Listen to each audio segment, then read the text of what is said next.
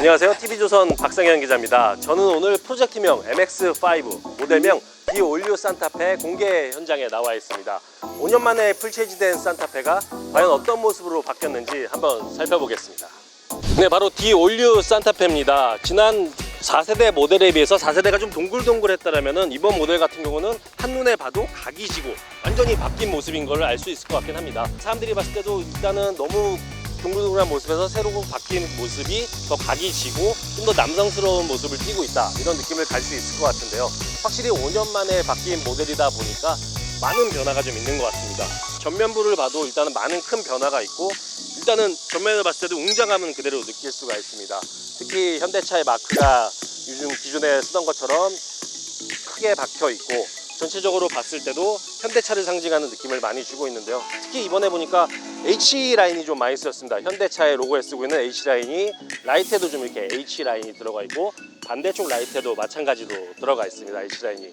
그리고 전면에서 크게 봤을 때도 전체적인 범퍼 밑에 부분에도 H라인이 크게 상징이 되면서 이 차는 현대차라는 거를 좀 크게 각인시키는 효과를 좀 보려는 시도가 보이긴 하네요. 범퍼 하단에는 주행시 열리면서 엔진열을 식혀주는 에어 덕트도 설치됐습니다. 이 측면도 큰 차 느낌을 여기저기 넣었는데요. 도어에도 최대한 라인을 줄여 평평하면서 차체가 좀 더 커 보이는 느낌을 줬습니다.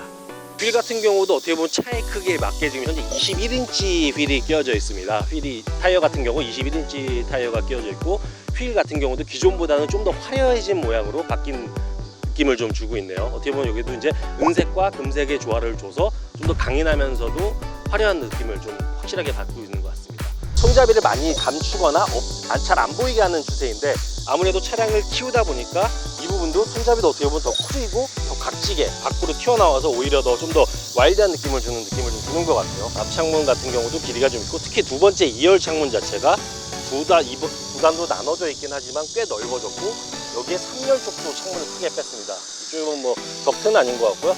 눌러보니까 이제 오프로드용으로 사용했을 때 여기에 물이나 뭐 들어갔을 때 아래에 물이 빠질 수 있게 이런 덕트 기능도 좀 만들어놨네요. 네, 이번에는 처음에 공개가 된 이후에 가장 좀 논란이 많고 시끄러웠던 부분이죠. 바로 후면입니다. 뒷모습을 보게 되면은 그대로 일자로 그대로 떨어져요. 어떻게 보면은 일반 스타렉스나 승합차의 느낌처럼 쭉 떨어지는데, 이 부분을 놓고 논란이 많았죠. 너무 좀 뒤를 안 이쁘게 만든 게 아니냐. 근데 어떻게 보면 이 차의 큰 특징인 각진 형태를 그대로 유지하다 보니까 이렇게 뺀 것 같은데, 뒤에 네이밍도 보게 되면은 일반인들은 보통 산타페라고 생각을 했었는데, 그거를 좀 각인을 시키려는 이유인지 산타하고 많이 좀 띄우고 FE라는 로고를 집어넣었거든요. 현대차의 이런 시도가 과연 소비자들의 만족을 좀 이끌지는 좀 한번 좀 더 두고 봐야 될 것 같아요. 자, 내부로 한번 들어가 볼게요. 내부 일단 문을 열어보면은 확실히 문도 길어요. 확실히 차가 크다 보니까 문도 길고, 대신 그거에 비해서 높이 자체는 그렇게 많이 높진 않은 것 같아요. 요즘 트렌드인 게 이제 SUV 같은 경우도 타거나 내릴 때 힘든 경우가 있기 때문에 사이드 스텝이 없어도 좀 더 편하게 올라갈 수 있는 그런 느낌을 좀 준 것 같아요. 스티어링 휠도 눈에 들어옵니다. 과거 각 그랜저를 상징하는 스티어링 휠이 그랜저에 이어 이번 산타페에도 장착됐습니다. 기어는 컬럼식으로 바뀌었습니다. 기존의 기어가 자리했던 공간에 여유가 생기면서 두 개의 무선 충전 패드가 설치됐네요. 전면 센터페시아는 최첨단을 자랑합니다. 12.3인치 두 개의 디스플레이가 하나로 연결됐고, 커브드된 화면을 통해 운전석에서 패널 끝까지도 편리한 터치가 가능합니다. 지문인식 기능도 최초로 도입됐습니다. 키만 가지고 있으면 꼭 버튼을 안 눌러도 지문인식으로 시동을 걸 수가 있고, 모든 차량 내에서 이루어지는 하이패스된 결제 시스템도 지문 하나로 해결할 수 있다. 새로운 방식이 적용됐습니다. 차량 곳곳에 수납 공간도 숨어 있습니다. 산타페 역시 그랜저와 마찬가지로 블랙 컬러에 힘을 줬습니다.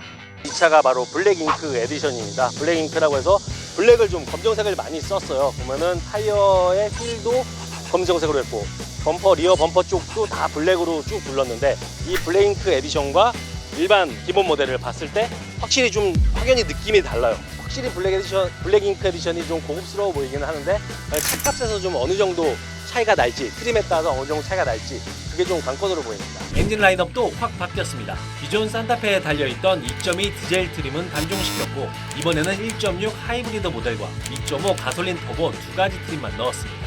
모든 걸 확 바꿨다는 디올류 산타페. 가장 중요한 게 바로 가격인데요. 일단 14일에 정확한 가격이 공개된다고 하네요. 기존 산타페가 3,200만 원에서 4,400만 원대까지 가격이 형성됐는데 새로운 모델이 400에서 500만 원은 오를 듯합니다. 5천만 원대에 육박할 것으로 예상되는 산타페, 이제 고객의 선택만 남았습니다. 지금까지 D 올류 산타페 리뷰였습니다.